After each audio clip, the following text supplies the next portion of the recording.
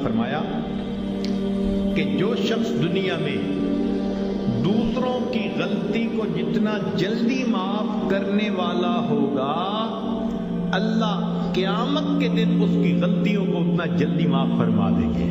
اور دوسری حدیث پڑھ کے تو ڈر لگتا ہے۔ نبی علیہ السلام نے فرمایا کہ اگر کوئی بندہ دوسرے سے غلطی کی معافی مانگے اور فرمایا کہ اگلا کہے میں معاف نہیں کرتا، نبی علیہ السلام نے فرمایا یہ جو کہہ رہا ہے نا میں معاف نہیں کرتا، یہ قیامت کے دن میرے سامنے حوض کوثر پہ حاضر نہ ہو۔ یعنی دوسرے لفظوں میں اللہ کے حبیب صلی اللہ علیہ وسلم نے فرمایا میں اس بندے کی شکل نہیں دیکھنا چاہتا۔ آج تو یہ حال، خاوند بیوی کی غلطی کو معاف نہیں کرتا، بیوی خاوند کی غلطی کو معاف نہیں کرتی۔ اللہ اکبر کبیرہ۔ سوچئے تو صحیح ہمارے دل کی حالت کس قدر بری ہو چکی ہے، اپنوں کو معاف نہیں کرتے۔ ایک بزرگ تھے، حج کے سفر پر گئے، ان کے ہاتھ میں ایک تھیلا تھا، اس میں ان کے پیسے بھی تھے، سارا کچھ تھا۔ ایک نوجوان آیا اور اس نے جلدی سے دوڑتے ہوئے جو ہمیانی ان سے چھینی اور چھین کے بھاگ گیا۔ اللہ کی شان کہ جس نے ہمیانی چھینی تھی نا، یہ تھوڑی دور آگے گیا تو اچانک اس کی آنکھوں کی بینائی چلی گئی۔ کئی دفعہ ہوتا ہے نا بیٹھا ہوا آدمی اٹھے تو آنکھوں میں اندھیرا آ جاتا ہے، تو اس کی بھی ایسی حالت ہوئی کہ اس کی آنکھوں میں اندھیرا، بینائی چلی گئی۔ لو جی، اس نوجوان نے تو رونا شروع کر دیا۔ لوگوں نے پوچھا کیوں روتے ہو؟ کہنے لگا کہ میں نے ایک بندے کا تھیلا چھینا، پیسے چھینے، مجھے لگتا ہے اس نے بد دعا کی، اللہ نے میری بینائی چھین لی۔ ان کا بھئی وہ بندے وہ کہاں ہے؟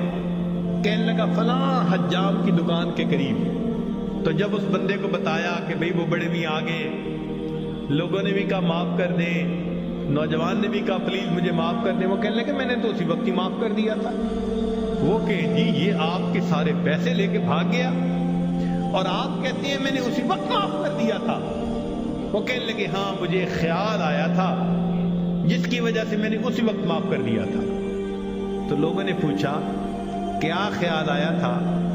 تو وہ بڑے میاں کہنے لگے کہ جب یہ میرا تھیلا لے کے بھاگ گیا تو میرے ذہن میں خیال آیا قیامت کا دن ہوگا اور میں اگر اللہ کے سامنے مقدمہ پیش کروں گا تو اس بندے سے حساب لیا جائے گا، اور جتنی دیر میرے اور اس کے مقدمے کے فیصلے ہونے میں لگے گی، آقا صلی اللہ علیہ وسلم نے فرمایا میں امت کا حساب مکمل ہونے سے پہلے جنت میں نہیں جاؤں گا۔